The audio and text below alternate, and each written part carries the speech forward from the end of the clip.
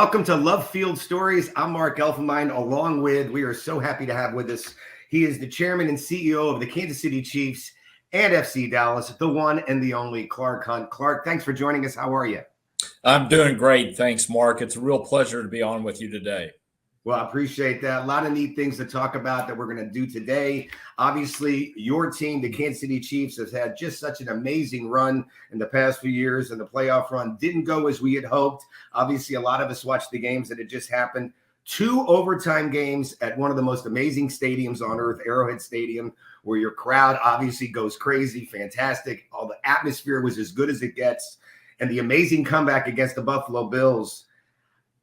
What were your thoughts on how that game ended and just what's been going on for your season for the Chiefs so far? Well, as you mentioned, the Chiefs had a tremendous year, and unfortunately, it ended one game short for us.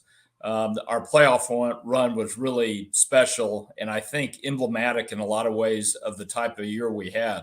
The year started off with some adversity. At one point, we were 3-4 and in last place in our division.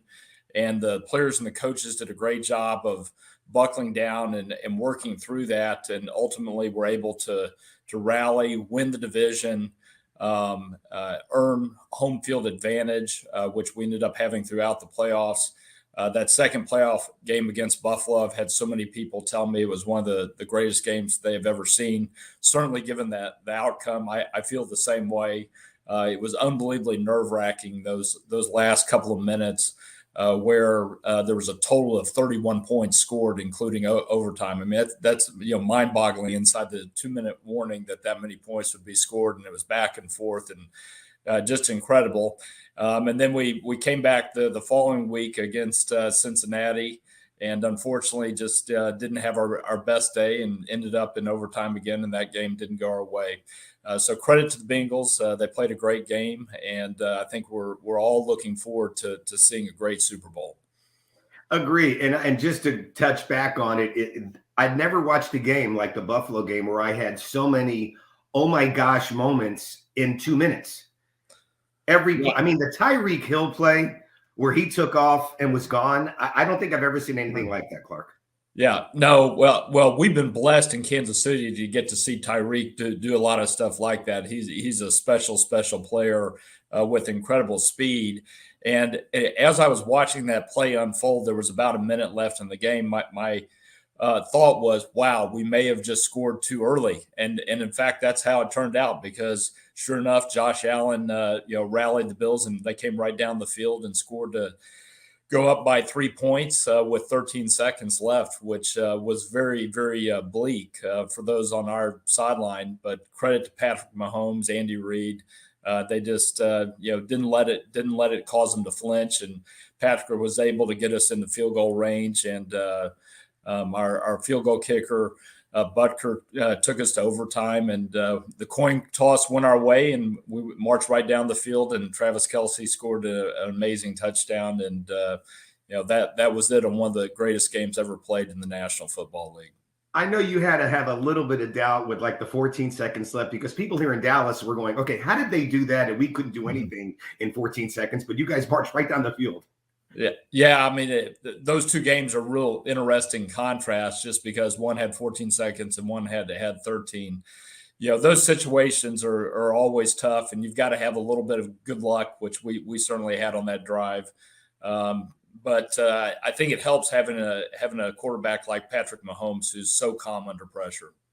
Super Bowl's coming up this weekend. You've grown accustomed to being a part of the Super Bowl with your Kansas City Chiefs, obviously 2 straight Super Bowls and 4 straight AFC Championship games, which is just hard to fathom that you guys have done that. It's just such a tribute to what you guys have done with your organization. What makes this team so consistently competitive? What is it about it?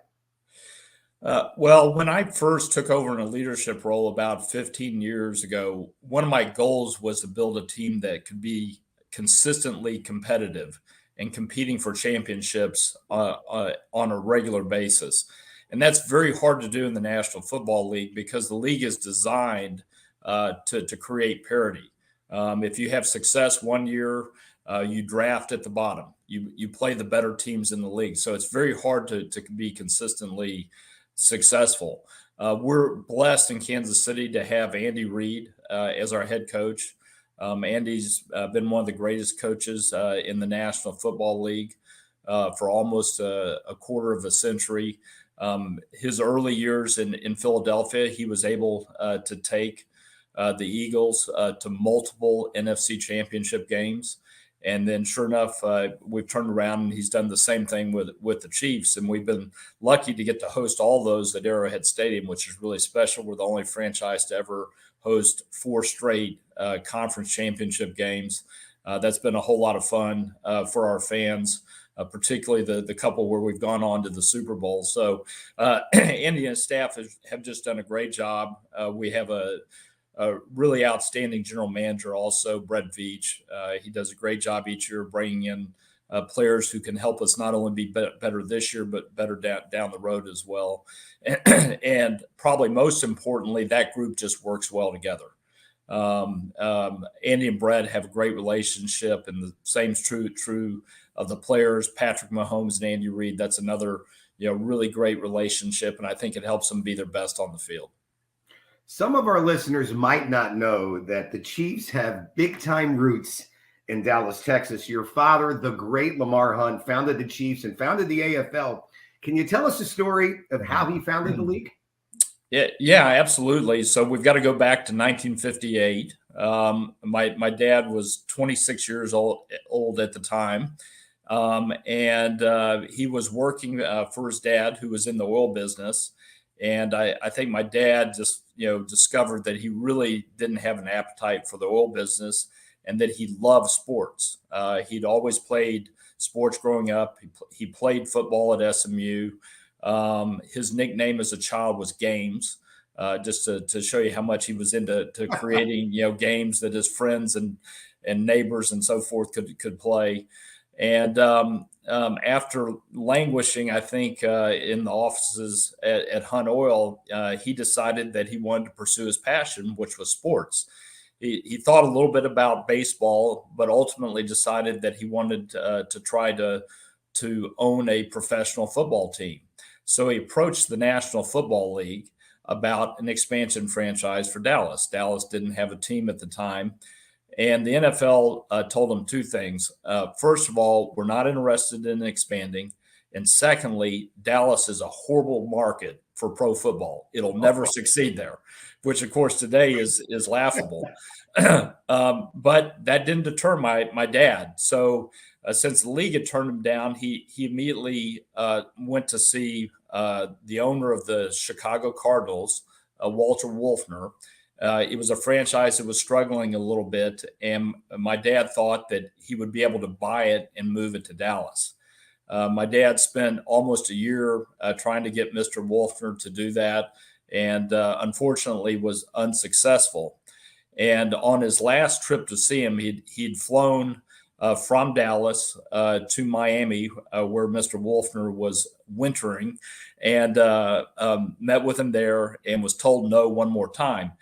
And on the plane on the way home, it was a prop plane, American Airlines plane. He asked the stewardess for some stationery because a light bulb went on in his head.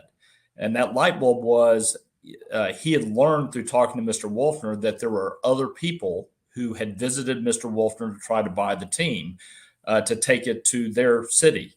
And Mr. Wolfner specifically had mentioned Bud Adams in Houston. And the light bulb that went on my dad's head was, hey, if there are other people out there that want teams, I'll just start my own league. And I'm going to go see all these people. So on that stationery, he sketched out the business plan for the American Football League. It was a 4-hour flight, given that it was a prop plane, so he had plenty of time to do it. And by the time he got back, he was all energized and ready to go to make his dream a reality. And that's exactly what he did. He went around the country. He visited these men, and by the end of 1959, he had rounded up 7 other owners so that the league could have 8 teams to start. And the league launched in 1960. My dad's team was the Dallas Texans, playing at the Cotton Bowl. Cotton Bowl, obviously a very famous place. Many great games there, and obviously that's where your dad got things rolling there. However, in 1963, your dad decided, okay, you know what? Let's move the Texans to Kansas City. Why there? Well, first of all, just to set the stage, the NFL originally acted like they were okay with the AFL starting, even though the AFL was a competitive league. And the reason that they communicated that was they were under antitrust investigation by Congress.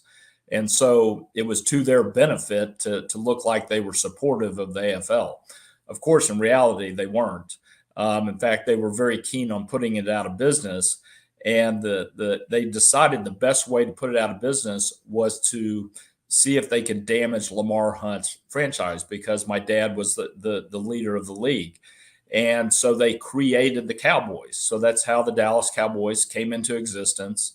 The NFL found the Murchison family, who ended up owning the Cowboys.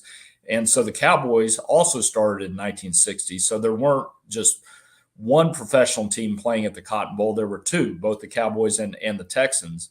And neither team had any success in those early years. It's hard to believe today, but they both, drew around 10,000 people. My dad would even go to the Cowboy games because he thought they were fudging their numbers, and he would hand count the people in the stands so that there was an accurate record of how many people were coming to the That's Cowboy my game. guy, Lamar. I love it. Yeah, exactly. But so anyhow, both teams were struggling, and my dad finally decided that for his franchise to be successful, he really needed a market where he wasn't having to compete against an NFL team. He wanted someplace that was close because he wanted to continue living in Dallas. And so he looked at New Orleans and Kansas City.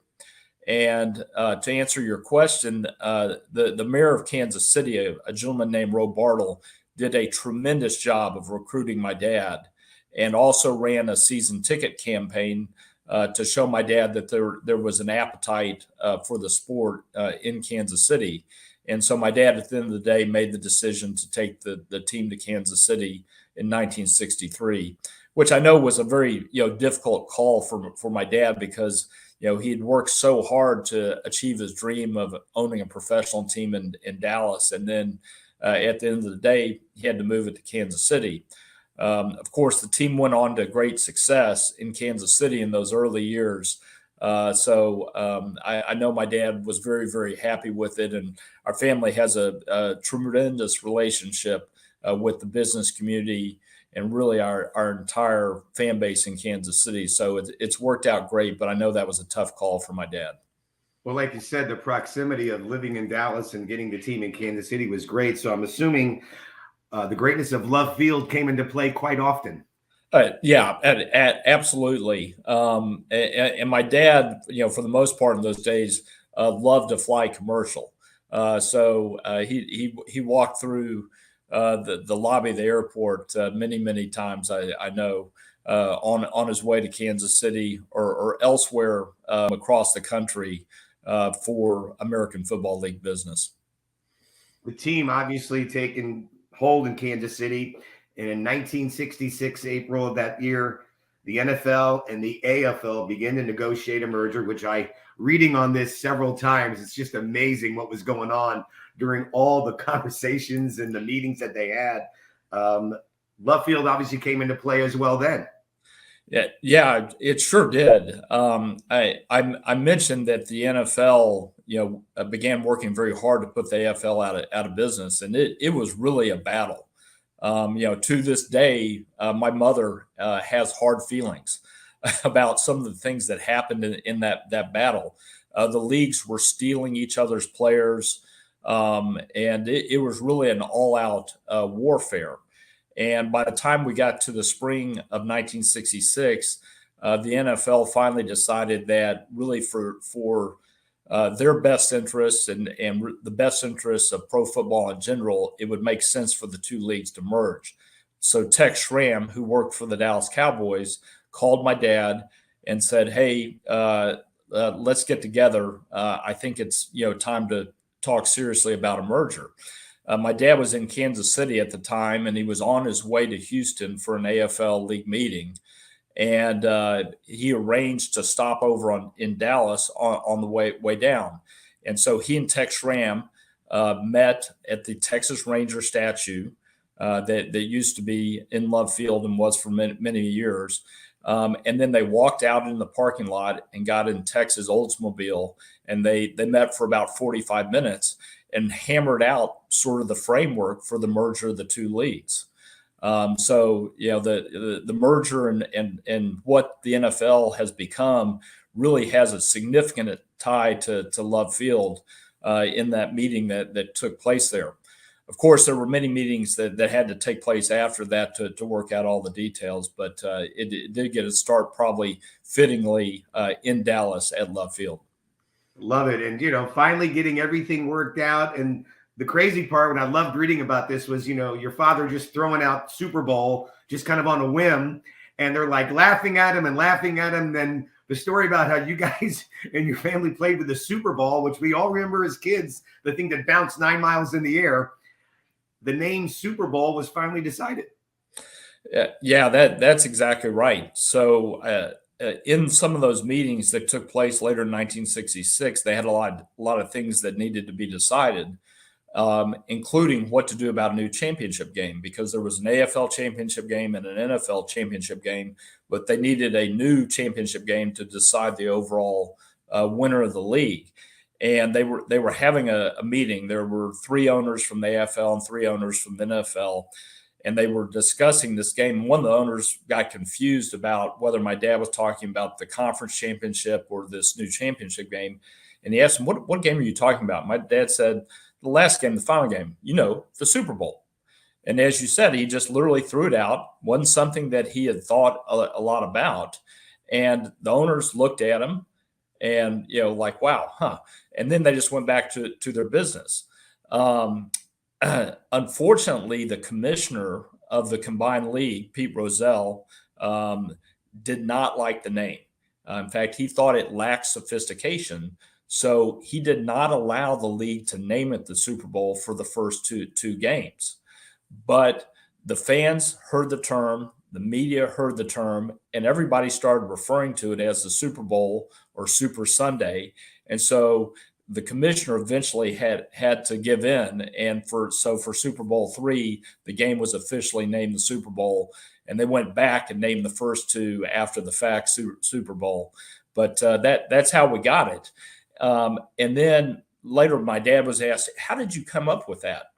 And my dad was a big fan of college football and was always going to games, and particularly liked going to bowl games like the Cotton Bowl. In fact, at one point he had a streak of like 45 or 50 straight Cotton Bowls that he attended.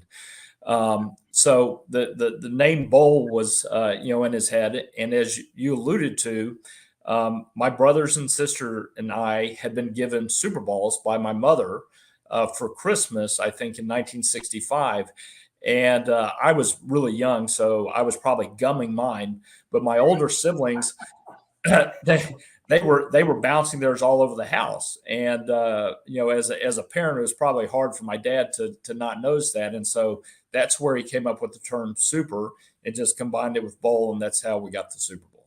Well, as Paul Harvey would say, and now you know the rest of the story. I love that. That's fantastic, Clark. All right. Besides all that and all the great things your father had done, he was an amazing innovator. He had his mind working 9 million different ways. In addition to founding the AFL and bringing the team to Kansas City, he also founded Major League Soccer and its predecessor, the NASL. Talk about your family's connection to soccer and where that started.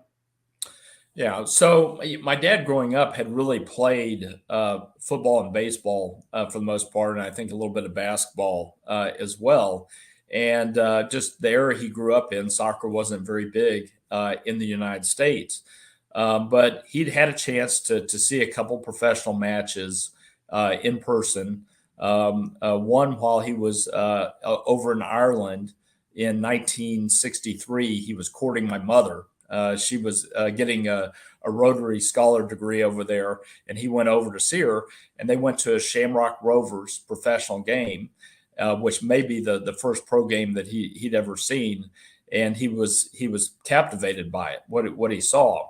And then later on in 1966, there was a very famous World Cup final game between England and West Germany, which was televised in the United States. And my dad couldn't believe what he saw in terms of how passionate the fans were, and the chanting and so forth. 'Cause my dad was really always about the fans. That was what he enjoyed best about the sports business. And so, that stuck in his mind. And so by the time we get to 1966, the NFL and AFL have merged, and it looks like that project is on its way to being successful. In fact, the Chiefs had a very good team that year. They played in Super Bowl I against the Green Bay Packers. Unfortunately, didn't win that game, but things were going well for the Kansas City Chiefs. And my dad was approached about getting involved with this new soccer league that was going to start, which was called the North American Soccer League. And my dad was a serial entrepreneur, and if it had something to do with sports, he really liked it. And so he said, "Hey, I'm in." So in 1967, he committed to have a franchise for Dallas, which became the Dallas Tornadoes. So that was really our entree as a family into the business of soccer. When you get the Dallas Tornado after having the team start in Dallas, then you get to Kansas City, and you had all the great Love Field stories about the football going on. Now you got the Dallas Tornado, and I'm sure Love Field got involved because you guys did some kind of world tour, correct? Yeah. And this, goes in the category of you can't believe this actually happened. But the NASL was not going to have its first season until later in 1968. And my dad had worked during 1967 to hire a coach and to hire players. And pretty much every one of the players was a foreign player, right? They came from Europe, mostly from the United Kingdom. And they'd gotten here, and the league wasn't going to start for a year. So my dad came up with this idea that he would send the team on a barnstorming tour around the world to play games in countries. So cool. Which I would like to ask him what he thought he was going to accomplish by it, but he was very much of a promoter, and I think he just wanted to establish the Tornado brand on a global basis, which is amazing since it didn't have any following in the United States or Dallas. So in August of 1967, the team departed Dallas out of Love Field and went on a tour that lasted for 6 months, included 20 countries and 47 games. And they played against some really good teams with very big crowds, 40, 50,000 people on this tour. I remember the stories about, my dad getting telegrams while the team was on tour to send more money, right? Because they had all sorts of problems, and didn't have the sophisticated management that professional teams do today, when they travel. And I'm sure it cost 2 or 3 times what my dad anticipated, but it's a fun story as it relates to his first involvement in pro soccer. I'm sure you and your brother and your sisters and the family, you guys got into soccer yourself, right? But very much so. The Dallas Tornado were really responsible for Dallas becoming a hotbed for soccer, because those players that I mentioned who'd come from Europe, they weren't making a lot playing for the Tornado. And so in the summer, they needed additional jobs. And so they started soccer clinics, camps, youth soccer teams. And that's really what got youth soccer going in Dallas. And Dallas has one of the best youth soccer communities in the entire country. And it really goes all the way back to the late 60s and early 70s with the Dallas Tornado. Well, by the time we get to the early 70s, I was 5, 6 years old at that point. And my parents plugged me into one of those youth soccer teams. And I went to Dallas Tornado soccer camps and really developed a love and passion for the game, and ended up playing all the way through college. So, it has a real special tie, with me personally. And then you circle back now, and we're back in the soccer business with Major League Soccer, which you mentioned earlier, and our ownership of FC Dallas. So fast forward 50 years, Dallas is now preparing to hopefully host the 2026 FIFA World Cup, which is almost mind-boggling. And your dad's legacy impacted the game of soccer, especially in that. So how has it impacted the game in the United States now? Well, I think you could go back to those early days and really say if there hadn't been Lamar Hunt, soccer would be decades behind where it is in the U.S. Without him. Because he was really the catalyst in keeping the North American Soccer League together. It would have gone out of business very, very quickly. But one thing my dad had was perseverance. He was willing to stick it out. He did that in the early days of the American Football League. There were a lot of meetings where the American Football League might have gone out of business in 1961, 62, 63, but it didn't because my dad wouldn't let it. And he did the same thing with the North American Soccer League, which ultimately lasted for about 15 years and really laid the foundation for the sport in the country. I think the efforts of the NASL helped the U.S. get the World Cup in 1994, which was a big step forward for the growth of soccer in the U.S. And my dad was very involved with the World Cup effort here in Dallas in 94, which was a tremendous success and a tremendous experience for those who had a chance to go to games. And then, here we are, 30 years later, and finally the World Cup's going to come back to the U.S. I think Dallas has a great shot at being one of the host cities. I know FIFA was very impressed on the tour that they did of Dallas late last year, and we'll hear soon which venues are selected. But I think Dallas will get games and possibly some of the marquee games. And it'll have a huge impact on the community. First of all, from an economic standpoint, the numbers I've heard approach $1 billion in terms of economic impact, which is tremendous. But also the city, the state, the country, everybody's really going to be focused on the sport in the summer of 26. So it'll do a lot to elevate the profile of soccer in the U.S. I think it was so interesting you mentioned your father and the passionate of fans. And if you go to Europe, you really can taste it. I remember growing up here in Dallas and I'd watch all the college football coaches shows. And then they always had the soccer match on from Europe. And I just could not get over the chanting and the crowd. And I'm like, oh my gosh, where do you get that other than there? I mean, and now that it's kind of come to our country finally, it's pretty amazing. Yeah, it really is. And I'm glad you mentioned that because that's one of the best parts about going to a soccer match is seeing the supporters groups, chant and sing throughout the game. They're really part of the entertainment experience. And the supporters in Major League Soccer, including for FC Dallas, have adopted that same way of cheering the teams on. And it really gives the games a special feel to them. And, it's great to have such committed fans who are willing to come out and do that. Well, the soccer fans in North Texas are pretty fortunate because you guys have brought a very, very exciting team with an incredible venue, FC Dallas. The MLS season starts later this month. I have to admit, I finally went to a game. Your brother Dan invited me to sit in the suite, and I went to a game earlier this year. What an amazing atmosphere and venue you guys put on out there. Just fantastic. Yeah, well, thank you. Toyota Stadium is a great place to watch a soccer match. Talking about my dad and the things he did for the sport. He built the first soccer-specific stadium in the country in Columbus in 1999, and then Toyota Stadium was actually the third soccer-specific stadium, which opened in 2005. And has been significantly upgraded since then with the addition of the National Soccer Hall of Fame to the stadium. So it's a tremendous venue, a very intimate stadium, and a great place to cheer on what we hope will be a championship team this year. Like any team, changes in the offseason. What's your outlook for FC Dallas coming up this year?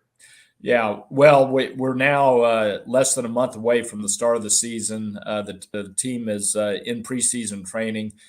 We've made a number of additions to the team.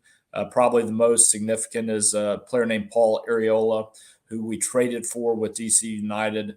Paul's a U.S. national team player, and he'll be joining the team here in the next week. He was just with the U.S. In their qualifying matches in Cincinnati and Minnesota and Canada. So he's going to bring a lot to the team. We have a new head coach who we're very excited about. I think he'll do a tremendous job. So can't wait to get the campaign underway. It's going to be a lot of fun. And lastly, perhaps better than anyone else what sports can do for community, especially DFW area. Your father was one of the main trailblazers of all sports in Dallas and everywhere, to be honest with you. What are your impressions of Dallas-Fort Worth as a sports market? Well, I think Dallas is one of the best soccer communities in the entire country. And it's funny to think back to the late 1950s where you really didn't have any professional sports in Dallas, and just to show you how much it's grown. Clearly the Cowboys have a tremendous following. Same thing can be said of the Mavericks, Stars, Rangers, and FC Dallas. We have great college programs like SMU in North Texas. So it's really tremendous, but it's not only at the top level, it's also at the grassroots level. I talked earlier about how strong the youth soccer community is in Dallas, but that's also true in the other sports. A lot of great athletes come out of this market and go on to college and in some cases professional success. So it's fun to be in a sports-minded market like this. And I know that my dad, had a big hand in helping it be what it is today. Well, your father, obviously a trailblazer, an icon in our world of sports and everything that he's done on and off the field of sports. You, yourself, your brother, your whole family continue to do such an amazing job with your Kansas City Chiefs and, of course, FC Dallas. Hopefully good things coming their way. Can't thank you enough for joining us today, Clark Hunt. It's always a pleasure chatting with you and seeing you. And hopefully we'll see your Chiefs do what they have to do down the road. And, of course, FC Dallas with the season coming up. Hopefully they get to where they need to go. Great. Well, Mark, I've enjoyed being on with you today. Thank you very much. Appreciate it. Thanks so much. And don't forget to check out the Love Field Stories. The episodes coming at you left and right. You can share with people you love. Head over to Apple Podcasts and you could leave a 5-star rating. It has to be 5-star rating. That's what you need to do. And support Love Field Airport. It's one of the best out there.